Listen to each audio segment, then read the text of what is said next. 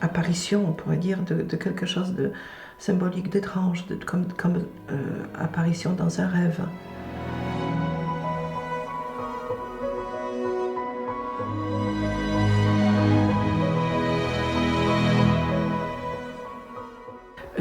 Quand j'ai posé mes toiles une sur l'autre et puis la peinture traversait les toiles comme à travers une passoire, et en ouvrant les tableaux, enfin en ouvrant c'était plié, en ouvrant cette toile, on voyait les reflets de ce que j'avais peint de l'autre côté, parce que la peinture traversait. Et j'aimais beaucoup cette idée d'avoir les reflets, même dans la manière de travailler, d'avoir c'est quelque chose qui se parlait entre les deux facettes de tableau.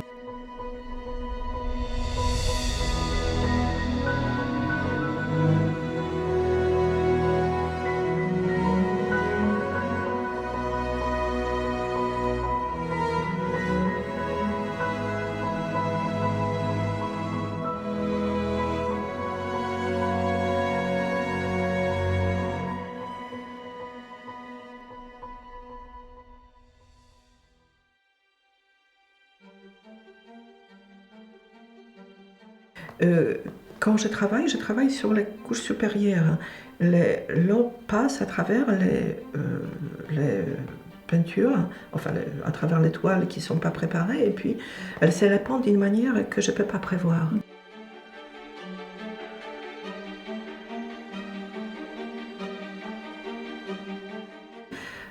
C'est à ce moment-là que je vois un peu qu'est-ce que j'ai comme matière, sur quoi je peux travailler par la suite.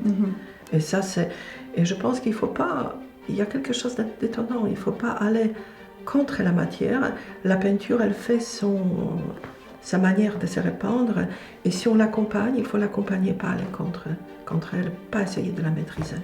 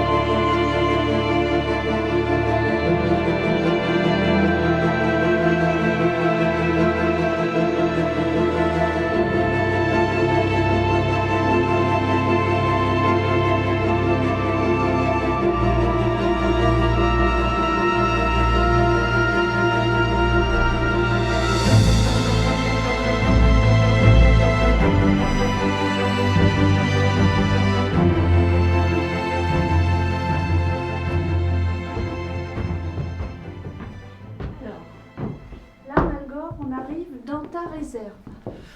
Oui.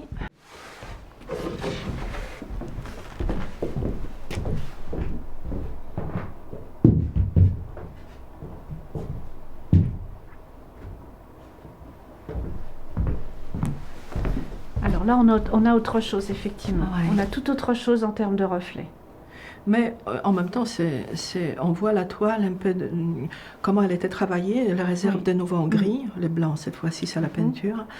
Mais bon, l'avantage que peu de peinture et la toile est très légère. Oui. Alors pour montrer, tu as vu, c'est vraiment partie de plaisir. Oui, c'est facile. J'en ai une qui est un peu différente, qui est beaucoup plus lourde. Ça, c'est une autre manière. Je vais te montrer celle-là. Celle-là, elle est costaud. Est-ce que tu veux de l'aide? Écoute, non. Merci pour la main. Ça va aller? Oui.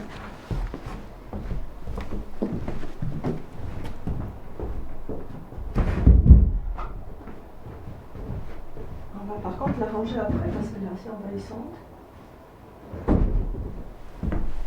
Voilà. Alors oui, on a encore un autre travail. Oui, ça c'est super lourd et c'est la peinture à l'huile, très épaisse. J'avais travaillé ça différemment. D'abord, il y avait un paysage que j'avais peint et ensuite, j'ai posé sur cette grande épaisseur de peinture à l'huile un autre tableau en blanc que j'ai, en fait, qui s'est imprimé, entre des guillemets, sur cette peinture, d'où on voit cette... le mouvement qui fait au moment où j'enlevais la toile. C'est ces choses-là qui m'intéressent en fait. Ces reflets, je voulais qu'ils soient, qu'ils représentent même action de travailler, qu'il y a quelque chose de vrai en fait, même dans l'action de peindre, qu'il y a quelque chose qui parle de du reflet.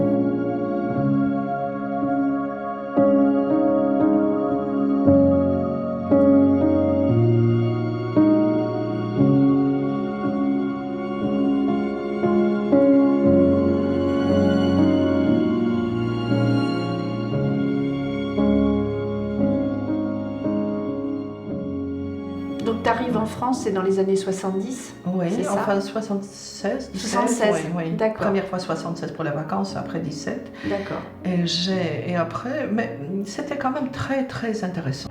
En France, c'était un peu libre, on faisait ce qu'on voulait. En Pologne, il y avait, chaque année, on apprenait quelque chose de concret, il y avait même enseignement de sculpture, comment on moule la sculpture, comment on fait. Il y avait beaucoup de choses techniques que je n'avais pas forcément appris en France. Mais j'aurais pu, certainement. Sauf qu'on faisait un peu selon ses propres désirs, tandis qu'en Pologne, c'était quand même très cadré. Ouais. Et ça n'a pas été dur d'arriver ici, de t'installer ici, de trouver tes marques? Ah non, pas du tout. En fait, je dirais c'est beaucoup plus tard que c'est devenu dur, quand c'est devenu un peu plus quotidien. Au départ, tout est nouveau, tout est à découvrir. On fait beaucoup de fautes, beaucoup d'erreurs, par exemple dans le jardin, dans les choses, on ne sait pas. Mais c'est très passionnant. C'est ensuite quand on commence à connaître un peu que ça devient plus lassant, ça peut devenir plus lassant. Quand on s'ennuie, c'est la mort, c'est affreux. Ça m'est déjà arrivé, je sais ce que c'est. Axel, il était très dépressif quand il n'arrivait pas à très bien travailler, il fallait que les choses redécollent et puis à ce moment-là, on est bien. Alors c'était tellement plus important que les choses extérieures. Les choses en même temps, c'est vrai qu'elle est imprégnée de plein de choses, cette maison. Ta maison, elle est imprégnée de plein de choses. Oui, c'est vrai.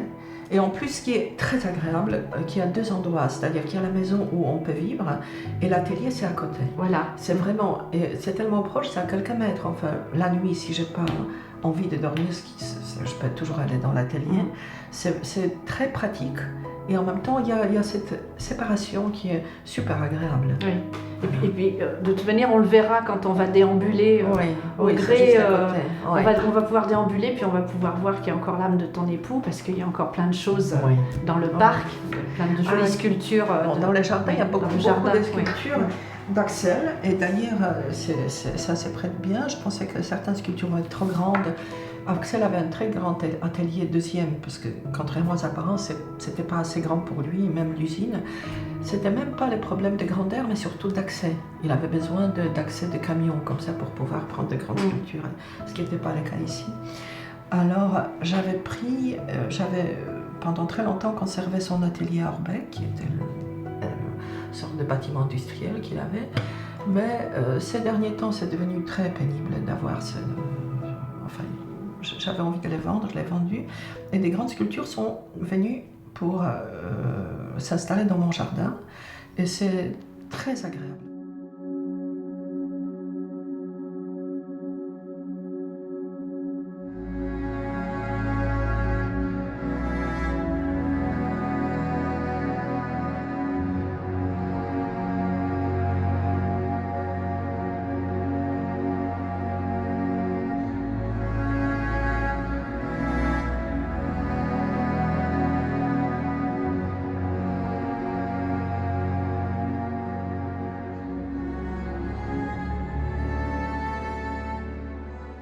Oui, tu as construit une histoire avec chacune de ces feuilles.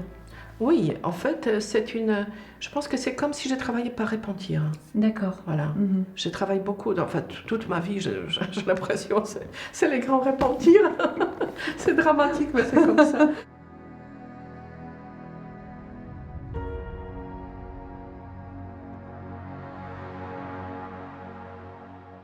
Ce qui est important, c'est d'avoir une suite dans les idées. C'est-à-dire qu'à un moment, le ratage, les accidents contrôlés, un peu, c'est comme les dérapages contrôlés, ça peut donner quelque chose de beaucoup plus intéressant que ce qu'on peut prévoir. Parce que la matière a ses propres lois, l'eau se répand d'une certaine manière, parce que le papier buvard boit d'une certaine manière, et puis moi je ne peux pas prévoir tout ce qui se passe, et puis j'ai pas envie en plus.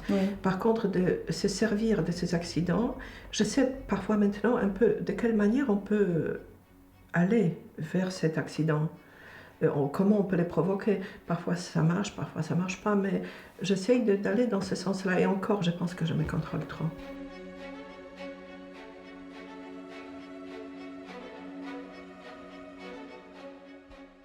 Donc tu peins beaucoup de paysages, beaucoup de reflets, des choses plus de nuit, ou ça ne te dérange pas de peindre aussi des tableaux avec la lumière du jour. Peu de personnages. Pour le moment, peu de personnages. À un moment, il n'y avait que des personnages. Tout ça, ça passe par des cycles. Oui. Les personnages me dérangeaient à un moment, tandis qu'avant, je ne savais pas du tout m'occuper de la nature. Enfin, je ne savais pas comment aborder. Ça passe par, je pense, par quelque chose qui est lié avec la vie, avec ce qu'on est en train de vivre. Mais maintenant, les personnages commencent à apparaître, mais d'une manière très discrète. Comme dans ce tableau de Bruegel, Chute d'Icare, où on voit juste les paysans qui labourent les champs, et quelque part au fond on voit les pieds d'Icare qui tombent dans l'eau.